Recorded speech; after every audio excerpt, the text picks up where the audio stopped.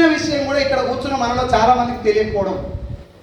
రాజకీయాల్లో ఏమేమి జరుగుతుందో 24 గంటలు టీవీలో పెంట పెంట చేసి చెప్తారు. దాన్ని కేసీఆర్ ఏమన్నాడు, కవితక్క ఏమన్నది, కవితక్క మళ్ళీ తీన్మార్ మల్లనే ఉన్నాడు, తీన్మార్ మల్లన కేటీఆర్ ఏమన్నాడు, ఈ మాత్రం రోజు అప్డేట్స్ వస్తాయి. గవర్నమెంట్ ప్రపంచవ్యాప్తంగా దుమ్ము లేపుతున్నటువంటి ఒక ఇండస్ట్రీ గురించి పార్లమెంట్ సాక్షిగా గైడ్ లైన్స్ ఇస్తే దాని ప్రచారం లేకపోవడం మనం బాధపడాల్సిన విషయం. Yes or no?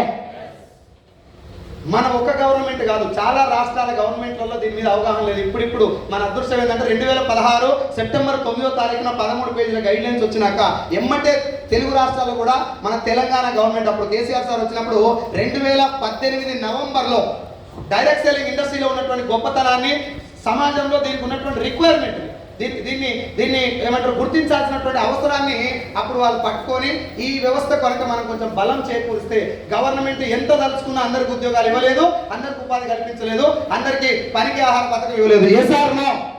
ఈ వ్యవస్థను కనుక మనం కొంచెం బలోపేతం చేస్తే అడుక్కు తినే వాళ్ళ దగ్గర నుంచి ఐఏఎస్ ఆఫీసర్ వరకు అందరూ చేసుకోగలిగేటువంటి బిజినెస్ ఇది. ఒక్క పైసా పెట్టుబడి పెట్టకుండా, ఎవరిని మోసం చేయకుండా, మనం మోసపోయే అవకాశమే లేకుండా ఉన్నటువంటి బిజినెస్ ఇది. దీని గురించి సమాజాన్ని తెలవాలని చెప్పి తెలంగాణ గవర్నమెంట్ కూడా 2018 నవంబర్లో దీనికి గైడ్ లైన్స్ చూడడం జరిగింది. అది V6 న్యూస్లో కూడా వచ్చింది. ఈ మీటింగ్ అయిపోయే లోపల నాకు ఒకసారి గుర్తు చేయరాము, ఎవరైనా గుర్తు చేయండి, నేను మీకు ఆ వీడియో కూడా చూపిస్తాను. న్యూస్ వచ్చింది 2018లో, రైట్?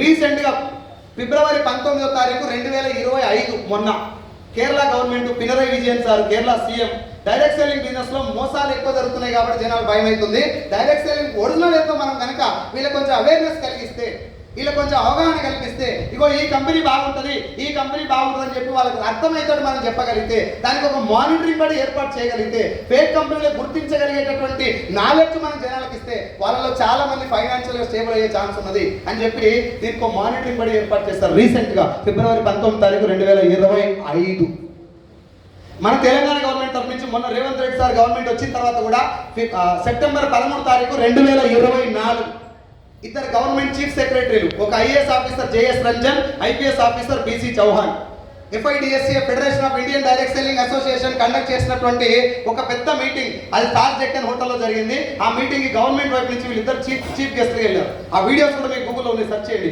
14 పేపర్లలో వచ్చింది ఈ విషయం. తెలుసా ఎవరికైనా? ఇప్పుడు కొత్తగా వచ్చిన వాళ్ళకి అసలు ఆ పాయింట్ వైపు వెళ్ళాం మనం. కాబట్టి ఈ అవేర్నెస్ లేకపోవడం వల్ల, నేను వెస్టీజ్ కంపెనీ ఒకటే గొప్పదని చెప్తలేను సార్, వెస్టీజ్ కంపెనీ నేను ఉన్నా కాబట్టి దీని గురించి నేను చెప్తున్నాను. బట్ డైరెక్ట్ సెల్లింగ్ ఇండస్ట్రీ చాలా గొప్పది, దానివల్ల జరిగే మంచి చాలా గొప్పది, దీనివల్ల సంపాదించే ప్రతి ఒక్క రూపాయి నువ్వు గర్వంగా గల్లే వేసుకొని ఇంట్లో కాడికెళ్ళి, ఫ్యామిలీ కాడికెళ్ళి, సమాజానికి కూడా చాలా గట్టిగా చెప్పొచ్చు. కాబట్టే గవర్నమెంట్ దీన్ని ఇష్టపడ్డాయి. ఇగో డైరెక్ట్ సెల్లింగ్ ఇండస్ట్రీ ఇలా చేసే కంపెనీలో మీరు చేయొచ్చు, తప్పేం లేదు. హైదరాబాద్ లో ప్లాంట్ కొనండి, FTL జోన్ లో ఉంటే కొనొద్దు, బఫర్ జోన్ లో ఉంటే కొనొద్దు, హైదరాబాద్ చేస్తుంది. ఇది రూల్. ఆ రూల్ పాటిస్తే నువ్వు ఎక్కడైనా ఇల్లు కట్టుకున్నా ఏం బాధ